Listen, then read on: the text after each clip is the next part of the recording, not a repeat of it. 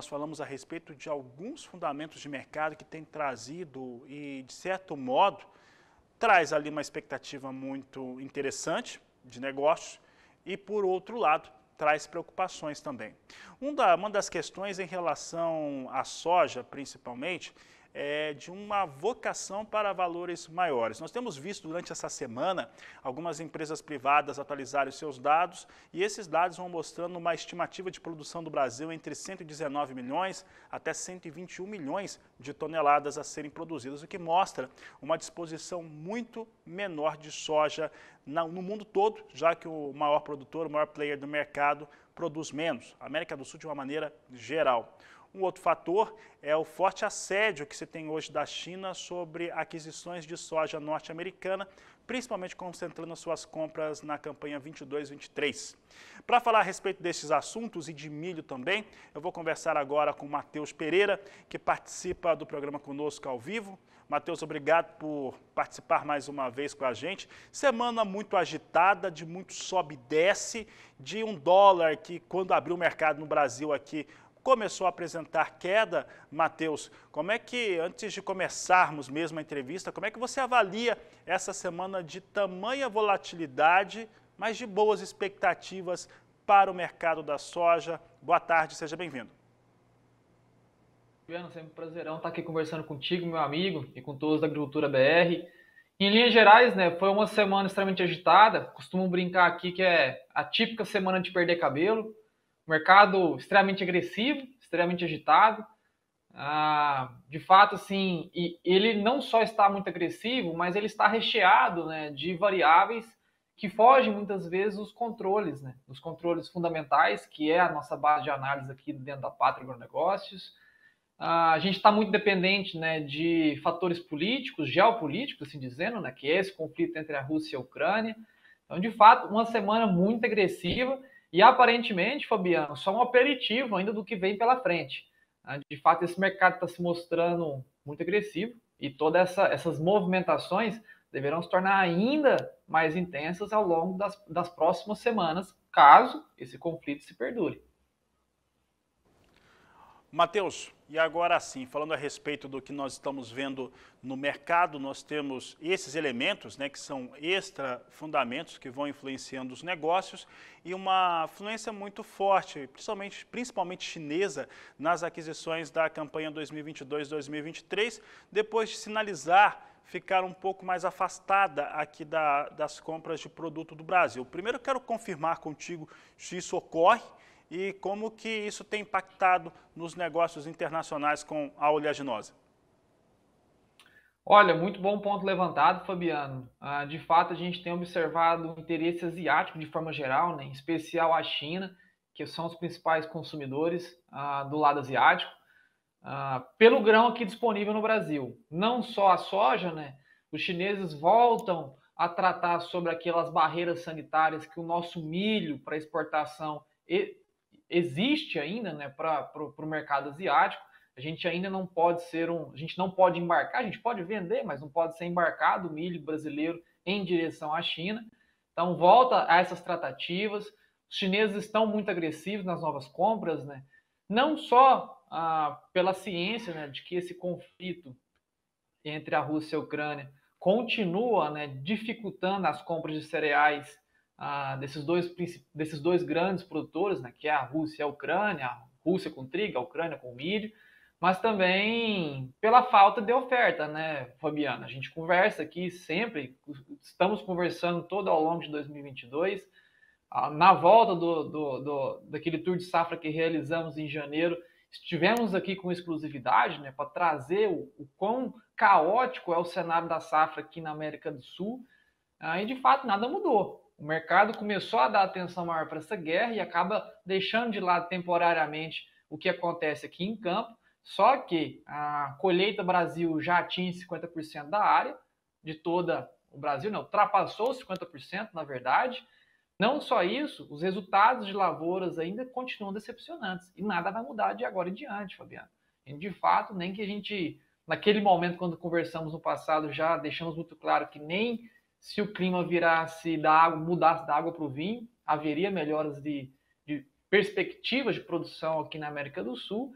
e muito menos agora, em processo de colheita, já atingindo metade da área colhida no Brasil.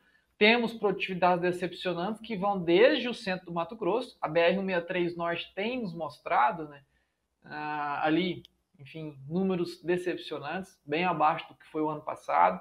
Não por conta de problemas climáticos, talvez por conta de doenças, eventos ainda não definidos, né, não identificados, mas toda a colheita também no Mato Grosso do Sul, também com resultados decepcionantes, e todo o sul do Brasil, que não é surpresa para ninguém. Então, o mercado, de linhas gerais, apesar do foco especulativo temporário na guerra, os chineses, né, compradores, usuários finais do grão, sabem muito bem que a oferta total de soja está muito aquém do que era esperado ao início desse ciclo safra 21 e 22, lá em setembro, outubro do ano passado. Então, os chineses estão agressivos, estão apetitosos. Não só isso, os chineses estão com poucos estoques de soja disponível dentro da própria China. Então, eles não só estão agressivos, como eles precisam, de fato, desse grão a ser importado e estão procurando origens não só aqui no Brasil, mas também em origens norte-americanas. Então, é um fato a ser monitorado de muita atenção, porque a gente toma conta muito dessa guerra e esquece que a oferta no Brasil, na América como um todo, era é bem abaixo do que havia sido esperado, né, ao início desse ciclo de mercado. Com essa necessidade de aquisições que o mundo tem, principalmente a China, qual tem sido a estratégia adotada? Qual que é a leitura que você faz da estratégia chinesa de aquisições de soja? Olha, Fabiano, os chineses estão comprando muito da mão para a boca, né? Isso foi um hábito de consumo que sofreu, né, uma mudança ao longo do tempo. Os chineses até 2018 eles faziam muitas aquisições a futuro, né? Faziam compras já para mais 6 meses, mais um ano e meio. Essas mudanças vieram. Os chineses mudaram esses hábitos apenas para tentar cada vez mais poder adicionar poder de barganha, né? No passado, os chineses adicionavam com muita agressividade as compras a futuro e limitavam, né, a oferta comercializável disponível no momento de colheita, no momento futuro. O que eles estão mudando agora, que mudaram, né, que está muito presente, é que eles estão comprando mais no spot, né, comprando soja realmente sob necessidade, claro, não necessidade emergencial, mas necessidade para os próximos aí 30, 45 dias, já sabendo que daqui 30, 45 dias vão ter, enfim, a necessidade de ter colocado mais 8, 10, 12 milhões de toneladas para dentro da China, eles começam a fazer essas compras agora, não mudando muito, né, do padrão de consumo que era observado até 2018, que eram compras, como eu já disse, para 6 meses, para um ano e meio. Matheus, algo que eu tenho conversado aqui na nossa programação, conversado com analistas específicos do mercado de fertilizantes, e eles têm apontado para algumas preocupações. Bom, a primeira que a gente tem visto aqui relacionado a fertilizantes é que o produtor norte-americano está um pouco mais garantido neste cenário, já vai começar a sua semeadura logo que tiverem as condições climáticas adequadas, portanto devem ter já a aquisição e a posse da maior parte dos seus fertilizantes. A Europa deve ser prejudicada, mas produz muito menos, e aí tem uma certa preocupação que vai se elevando a cada dia para a chegada de produtos para o Brasil estar pronto para a semeadura de soja, nova safra, a partir do mês de setembro. Hoje isso pesa, essa preocupação pesa sobre a produção brasileira, no seu entendimento, Matheus, e como que isso pode se refletir no mercado?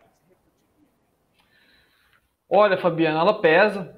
Isso são efeitos secundários que a gente tem tratado aqui, né? Essa possível falta da distribuição de fertilizantes para um novo ciclo safra aqui na América do Sul, ciclo que começa ao fim do ano, estende até meados de 2023. Ela pesa, é um efeito secundário. Os efeitos primários estão de fato concentrados no mercado de cereais. Porém, essa falta de distribuição ela não é só uma preocupação, como ela deve ser levada com muita relevância, especialmente aquele produtor rural que está nos assistindo agora. Infelizmente, pessoal, a gente está tratando de um assunto, né, de uma guerra que tem aí pouco mais de 10 dias desde seu estopim, enfim, que ela é determinada muito por interesses políticos de cada lado. E, infelizmente, não tem como se traçar, né, tendências fundamentais como pode ser traçado ao mercado quando há enfim, uma dificuldade na extração do fertilizante, uma dificuldade logística por encarecimento do petróleo, logo encarecimento dos fretes marítimos. Então, a gente está tratando de um assunto onde não há como a gente ter previsibilidade. A gente não tem como traçar cenários onde a gente possa ter soluções aí de curto ou médio prazo. Então, dado o cenário onde tudo é incerto e que se a gente depende e pressupõe que essa guerra que hoje está em vigência deva prolongar por mais algumas semanas ou meses, a gente só tem um resultado, que não é um resultado muito bom, que seria a falta realmente de fertilizantes, parcialmente aqui para a nova safra brasileira, a nova safra da América do Sul como um todo. Então, aquele produtor que realmente está olhando, está nos assistindo por agora, é de muita precaução evitar, né, com que essas incertezas se tornem realidade no segundo semestre e a gente não tenha fertilizante na mão para o novo ciclo safra. Então, essa é uma preocupação que sim, deve ser levada em muita consideração, Fabiano.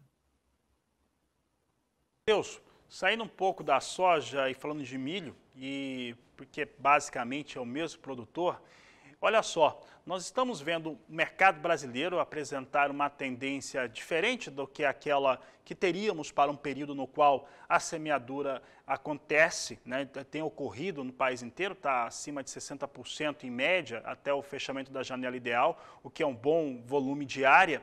E enquanto nós esperávamos e era natural que os preços começassem a ceder, e como estava acontecendo antes do conflito de Ucrânia e Rússia, eles agora sobem, eles estão em elevação. Para quem tem milho, Matheus, momento de fazer a comercialização, de fechar negócio, é agora ou espera mais? Olha, Fabiano, essa resposta eu não vou trazer ela tão genérica, porque muitas das vezes quem está nos assistindo tem milho na mão, possui alguns compromissos financeiros a serem feitos. Então, em linhas gerais, cada caso tem que ser avaliado particularmente. Vocês estão nos assistindo, se quiser que a gente traga essa avaliação particular para vocês, nos procure aqui. Mas, em linhas gerais, Fabiano, o mercado do milho é um mercado altista. Tá? Não só por essa intensificação do conflito, essa problemática no mercado de cereais, consequência da Rússia e Ucrânia, mas, Fabiana, a gente tem observado os mapas climáticos de longo prazo, infelizmente, mais um problema de falta de chuvas se aproximando no radar. Hoje há muita discrepância. Os principais modelos climáticos, Fabiano, trazem, né, a permanência de um padrão mais seco para março, abril e maio aqui no Brasil. Assim como a gente viu, né, a abertura da janela de chuvas mais antecipada esse ano, esse ciclo safra, né, a gente teve ali na safra de verão de soja o ritmo mais acelerado de plantio da história do Brasil. E por que isso aconteceu? Porque a gente começou a colocar a semente no chão com 2 a 3 semanas de antecedência do que tipicamente se era colocado. Por quê? Porque as chuvas chegaram mais cedo. E, infelizmente, Fabiano, como eu disse, os principais modelos climáticos trazem o encerramento dessa janela de chuvas também de forma antecipada. A gente sabe que as culturas de milho de segunda safra, o milho de inverno, ou a velha safrinha, né, assim dizendo, ela tem uma necessidade hídrica bem mais baixa do que os cultivos de verão, porém, 2 a 3 semanas de corte de janela de chuva já vai complicar bastante a qualidade das lavouras em campo. Então, o mercado do milho ele não só sofre esse viés de alta por conta da manutenção do conflito Rússia e Ucrânia, mas também por problemas de climáticos, né, dessa falta de chuvas que tem aparecido no radar e, infelizmente, tem se confirmado até esse inicinho de março. Né? Muito preliminar também, esses primeiros 4, 5 dias de março, para a gente determinar que o março será um mês seco. Porém, já começou já cheio de pulgas atrás da orelha, né? Então, de fato, o mercado do milho continua nesse viés de alta, não só por conflitos, mas também por problemas fundamentais aqui dentro do Brasil.